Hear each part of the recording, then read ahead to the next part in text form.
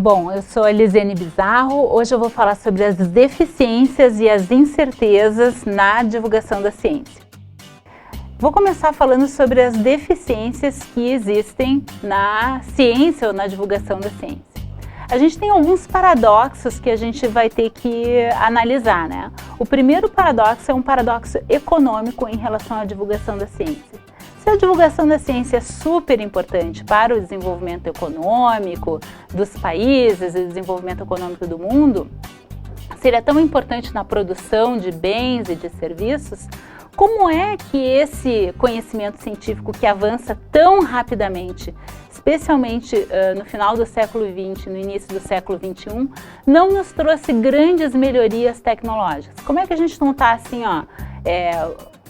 começa se transportando em automóveis que voam, a gente não se teletransporta, a gente não vai a Marte e volta em uma semana? Como é que essas coisas acontecem? Por que essa evolução toda econômica não aconteceu? Então, como é que a gente tem uma distribuição de renda tão ruim e como é que a gente tem uma produção tão técnica e tão industrial, mas essa produção não tem, as pessoas não têm acesso a essa produção? Então, existe muito material tecnológico sendo produzido, entretanto, as pessoas têm pouco acesso a esse material econômico. Existe um outro paradoxo que seria o paradoxo social. Então, assim, se é tão bacana o desenvolvimento, vamos pensar aí do desenvolvimento da medicina, ou o desenvolvimento da engenharia de alimentos, ou o desenvolvimento da enfermagem que seja. Por que esse serviço, a tecnologia derivada desse conhecimento científico, ela não é acessível a todas as pessoas, ou as pessoas não conseguem desfrutar de uma maneira plena esse conhecimento? Então, esse paradoxo social da ciência é uma das limitações também da divulgação científica. Como a gente pode transformar essa tecnologia em uma mudança social?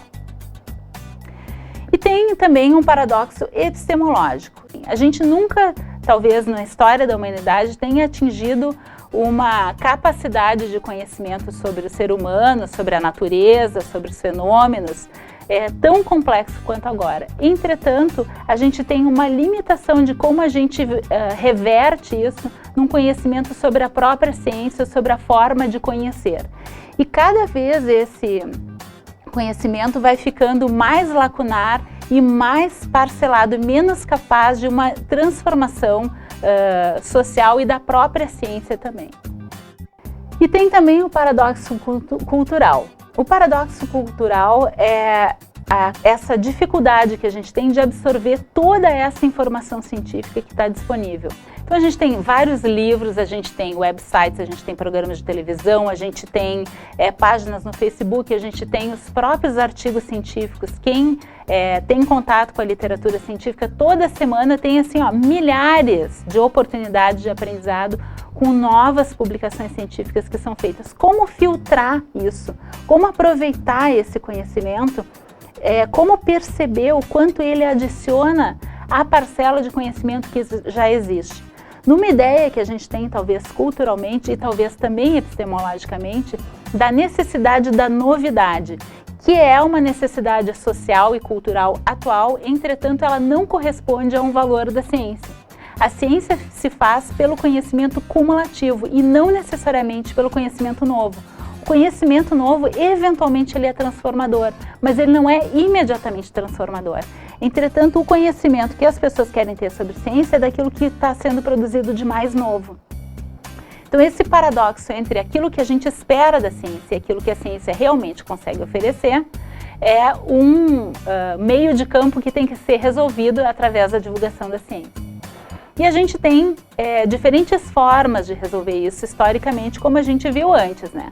A gente tem uma abordagem do déficit que veria esse público, que a gente também faz parte do público. Eu sou um público leigo de outras áreas da ciência que não é a psicologia. Vamos pegar lá, da química eu sou um público leigo. Então eu vou receber uma informação como se eu não conhecesse nada a respeito de ciência. Entretanto, eu tenho um conhecimento de ciência e tenho um conhecimento de outras áreas. Então, como fazer essa via de mão dupla entre esse conhecimento que eu preciso adquirir e esse conhecimento que eu já tenho.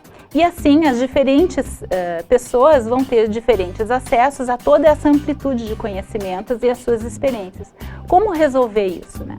Então é necessário uma ação, a gente poderia chamar ação cultural científica, que é uma forma de divulgação científica que vai para além do modelo do déficit e que vai para além de ensinar sobre ciência, mas sim os valores que a ciência tem embutido.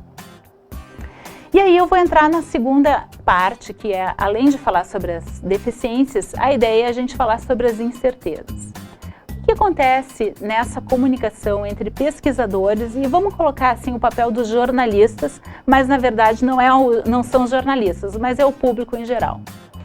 Porque o jornalista também é o público em geral, né? Então a versão que os pesquisadores têm a respeito dessa relação de comunicação é que as pessoas querem que a ciência seja mais exata do que na verdade a ciência é. Então, na forma de comunicar a ciência, muitas vezes o jornalista não adverte a respeito das incertezas que a ciência tem. Também utiliza matérias, por exemplo, de uma única fonte. Então, pesquisadores de Harvard disseram tal coisa, utiliza um método de autoridade, né? Atribui uma autoridade a um pesquisador lá de Harvard, por exemplo, ou como o sensacionalista gosta de fazer, o bairrista, né? Como o bairrista gosta de fazer, pesquisadores da URGS descobriram, né? Então, utilizar como uma única fonte de informação uma argumentação para embasar uma matéria de divulgação da ciência. Também, uma outra falha, vamos dizer assim, que os cientistas identificam é a atribuição desse conhecimento numa falta de contexto. Então, por exemplo, foi descoberta lá a cura do câncer. Eu sempre cito uma manchete da Zero Hora, naquela página que diz assim, há 30 anos atrás, há 40 anos atrás, lá na Zero Hora, diz assim, gregos descobrem a cura do câncer. Como deu para notar, né? Os gregos não descobriram a cura do câncer coisa nenhuma, né? Entretanto, ela foi dada toda uma manchete completamente fora de contexto e que atribui, assim, a produção de um conhecimento a um grupo que tu desconhece e não fala a respeito de como isso aconteceu e aparentemente a cura do câncer já deveria ter sido descoberta, né? E também aquilo que eu estava falando antes, se a gente pensa na novidade, quando a gente fala de divulgação da ciência, o que é novo? Os cientistas acabaram de descobrir tal coisa. Essa novidade, ela dá um foco mais no produto do que foi descoberto, do que no processo, na maneira pela qual aquele conhecimento foi atingido. E ao fazer isso, a gente às vezes atribui um efeito a uma notícia, quando na verdade ela vai requerer mais 20 ou 30 anos de pesquisa.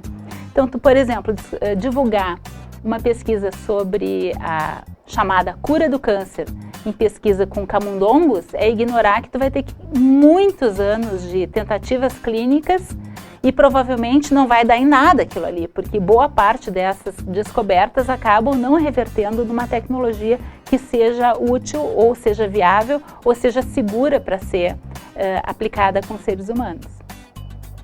E tem uma outra parte também que irrita muito os pesquisadores, é quando diz assim, se esse resultado foi obtido agora com camundongos, em 20 anos vai haver uma tecnologia que vai garantir a cura do câncer. E o futuro em ciência não é garantido. O futuro na ciência ela é uma construção. Também a maneira com que às vezes as pessoas esperam ou os jornalistas fazem a ciência aparecer é desconcertante. Por que é desconcertante? Porque atribui uma certeza àquele conhecimento, você deve comer nabo, não sei quando, suco verde serve para tal coisa, enquanto na semana que vem vai vir uma outra matéria dizendo que nabo produz uma coisa terrível e suco verde não serve para tal coisa. E essa incerteza, ela joga contra os interesses da ciência, falando do ponto de vista de marketing, né, da ciência, mas também não corresponde à verdade sobre como a ciência é. Também tem reversões inexplicáveis. Eu já sempre uso o exemplo do ovo, que antes não podia comer ovo, agora pode comer ovo. Sei lá, gordura de um determinado tipo não pode, é ótima e outras é péssima. E daí isso se reverte dali a alguns anos rapidamente. Tem reversões que são inexplicáveis e isso produz uma revolta nas pessoas, porque elas adorariam que a ciência dissesse aquilo que elas deveriam fazer, mesmo que elas não obedecessem aquilo que a ciência diria. Entretanto, essa é uma expectativa do público. E isso é muito usado para vender revista, produtos. Os próprios produtos alimentícios às vezes exploram essa ideia, ou essa, vamos dizer assim, rico em fibras, ou como é que é diet por natureza, né? Ou qualquer slogan assim que a gente possa pensar, vai explorar essa divulgação da ciência pobre em valores científicos, né? E tem, para finalizar essa expectativa que é frustrada dos cientistas, é quando se atribui pareceristas de primeira linha e pareceristas secundários ou não cientistas como tendo o mesmo peso. Então, vamos pegar um exemplo aí do aquecimento global, né? Tu pode pegar uma pessoa, qualquer pessoa que vai falar que o aquecimento global esse é um exemplo bem clássico em divulgação da ciência, na real, né? Tu pega os pesquisadores de primeira linha, existe um consenso, que não é necessariamente verdade, gente, mas é um consenso de que o aquecimento global é devido à ação do homem. Aí tu pega lá um pesquisador que é uma minoria e que não faz parte desse consenso, que vai fazer uma argumentação num programa de entrevistas qualquer contra essa opinião majoritária de consenso da área, no momento, de que a ação do homem produz o aquecimento global. Então, tu coloca essa argumentação na mesma, equiparadamente. Ou então, pegar um exemplo bem clássico, aí tu entrevista uma pessoa na rua, chega uma pessoa e você acredita em aquecimento global, como se aquecimento global fosse um santo ou alguma coisa assim. Você acredita em aquecimento global? E a pessoa diz assim, não, desde que eu nasci, a minha avó já falava que... Sabe, quem é assim, ó, tu coloca o conhecimento científico e a opinião da avó do cara, contada por ele, no mesmo nível. E essa é uma dificuldade, tanto para cientistas quanto para jornalistas, colocarem as coisas iguais juntas e as coisas diferentes, né, separadas das outras coisas. Então essa dificuldade, ela é muito percebida pelos cientistas. Bom, mas então como é que será que o outro lado vê esse problema, né? Então a gente estava falando como é que os cientistas veem, como a ciência é apresentada na mídia, mas e como é que será que a mídia, o público e os jornalistas veem o papel dos cientistas? Os cientistas em geral têm um modelo de comunicação que é muito parecido com um modelo de divulgação muito parecido com o modelo de comunicação científica. A comunicação científica se pauta pela introdução, pelo método, pelo resultado e pela conclusão. O jornalista quer a conclusão. Depois, um pouquinho dos resultados, dá um passa batido pelo método e assim a introdução a gente deixa para lá, né? Porque não precisa se expandir muito naquilo ali, porque já acabou o tempo. Então a forma de comunicar para o cientista, ela é muito diferente da forma de comunicar para a mídia. E isso é uma dificuldade. Se desprender desse papel é muito complicado. Por exemplo, na minha área aqui, sou psicóloga, né? A pessoa pergunta assim, por que houve um assassinato em massa qualquer? E a pessoa começa bom, depende, né? E daí conta uma história, né? Existem várias teorias para explicar várias coisas em psicologia, entretanto a pessoa quer a conclusão final daquele raciocínio. Então, esse exercício de conseguir antecipar aquela resposta para que aquilo seja um contexto no qual tu vai dar a tua explicação, ela é um exercício bem difícil de ser feito em várias áreas e na ciência a gente não é treinado dessa forma. Então, como os jornalistas veem isso aí? É uma enrolação braba, né? Que você tem que ficar horas e horas e horas conversando com a pessoa para pegar, afinal de contas, a ideia principal e desenvolver a partir dali, com um pouco de sorte. Isso ainda tem outros problemas ali. A gente tem, por exemplo, uma ignorância a respeito do tema. Se eu fosse entrevistar um físico a respeito da teoria da relatividade, eu ia ter uma certa dificuldade em fazer perguntas, porque eu sou uma total ignorante em relação a esse aspecto. Então, a ignorância no tema, não se preparar para o tema é um problema. também a instrução, a capacitação, vamos dizer assim, que eu tenho para lidar com temas de ciência.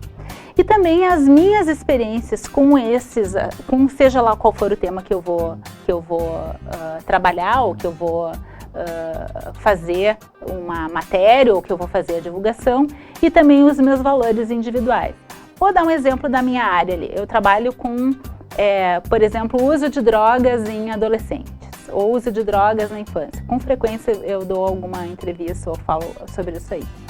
E muitas vezes a experiência que o indivíduo tem com drogas ou com álcool pode influenciar a maneira com que ele vê esse problema, não consegue desprender a sua experiência pessoal da matéria que está sendo produzida. E isso é válido também para cientistas quando se deparam com verdades que são contrárias aos seus próprios valores. Entretanto, devido ao treino de ciência, a gente mais facilmente se dissocia do fenômeno e consegue avaliar ele mais isoladamente do que as pessoas em geral fazem na sua vida. Então, assim, se eu gosto de ovo e a informação é que ovo é alguma coisa que eu devo consumir, essa verdade é validada por mim. Se eu não gosto de ovo, eu provavelmente vou dizer assim, não, mas não é por isso que eu vou comer ovo. Então, os valores individuais vão influenciar na tomada de decisão e em como a informação científica vai ser lidada no dia a dia das pessoas.